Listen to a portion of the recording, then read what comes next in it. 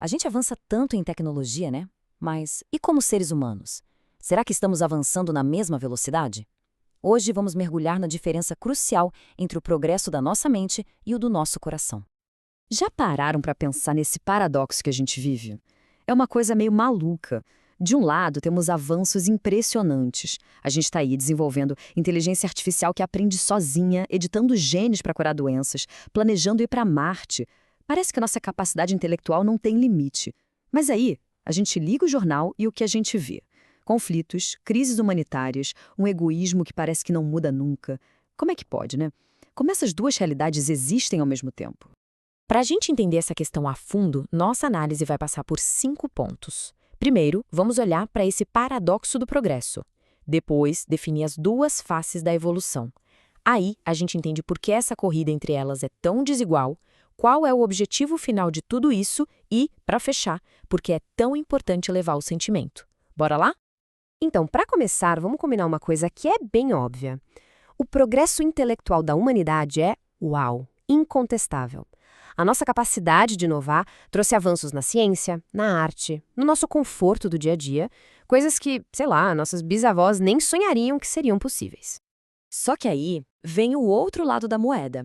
Com todo esse brilho da inteligência, parece que ainda falta dar um passo enorme. Aquele bem-estar de verdade, sabe? O moral, que vem da caridade, da fraternidade, da solidariedade entre todo mundo, isso aí ainda parece uma meta bem longe de alcançar. Para a gente entender melhor esse buraco, essa diferença toda, a gente precisa definir direitinho quais são os dois caminhos que a humanidade está seguindo. E olha só como a distinção fica clara. De um lado, a gente tem o progresso intelectual. O que é isso? O desenvolvimento da nossa mente que gera ciência, tecnologia, conforto. E do outro lado, o progresso moral, que é a evolução do nosso coração, que aparece quando a gente pratica o bem e consegue dominar aquelas nossas tendências ruins, sabe? Resumindo bem, o progresso intelectual é tipo a nossa caixa de ferramentas para lidar com o mundo material.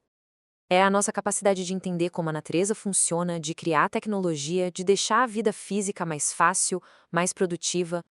Agora, o progresso moral, ele é apresentado como a chave para a felicidade de verdade. Não aquela felicidade que vem de ter coisas, mas a que nasce da harmonia, da paz entre as pessoas.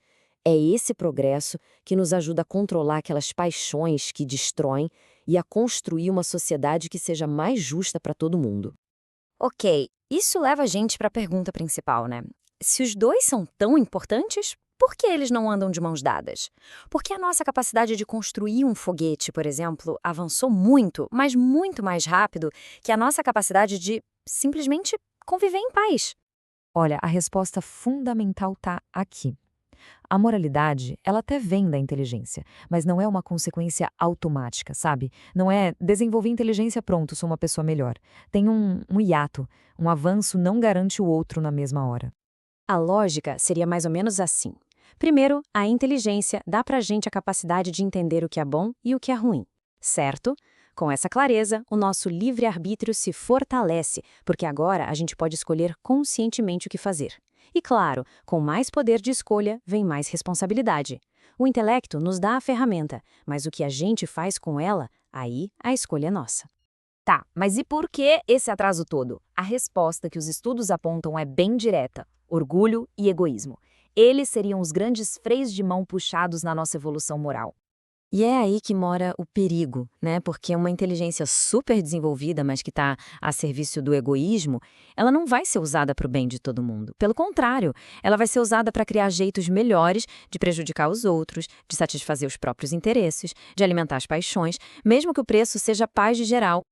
Ok, a gente já entendeu o problema, mas e aí, qual é a solução? Qual é o objetivo maior por trás dessa caminhada tão desigual? Bem, a perspectiva que responde isso é espiritual. A ideia é que esse progresso todo não acontece numa vida só, mas em várias existências. Cada vida seria como uma nova chance de aprender, uma escola mesmo. E o objetivo final seria chegar no equilíbrio perfeito entre o saber e o sentir. E nesse caminho, a figura de Jesus é colocada como o grande guia, o modelo máximo de perfeição moral. E essa ideia, claro, joga a responsabilidade para cada um de nós. Não é um destino que está escrito na pedra. É uma jornada em que cada um constrói o próprio caminho. A gente pode acelerar o nosso avanço se esforçando, ou pode ficar para trás por preguiça, por negligência. É uma escolha. E a felicidade ou a infelicidade seria só consequência direta dessas nossas escolhas. Com isso, a gente chega ao ponto final, que meio que resume o que é mais urgente para a gente hoje em dia. Olha que resumo poderoso. A inteligência, ela nos dá poder. Poder de criar, de transformar, até de destruir. Já a moralidade, ela nos dá a sabedoria, para saber usar esse poder para o bem de todo mundo. Sem essa sabedoria, o poder vira uma força cega, perigosa. Então, o ponto crucial é esse. A humanidade já avançou, e muito, no desenvolvimento da inteligência. A tarefa de agora, o nosso grande desafio para o futuro, é dar atenção para outra asa, sabe? Para a elevação do sentimento. E a gente termina com essa reflexão. Se a gente olhar para o mundo hoje, para os desafios que enfrentamos como sociedade e como indivíduos, onde é que o nosso esforço é mais necessário? É em desenvolver ainda mais o intelecto?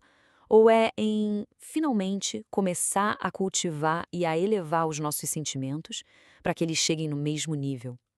A resposta para essa pergunta talvez defina o nosso futuro.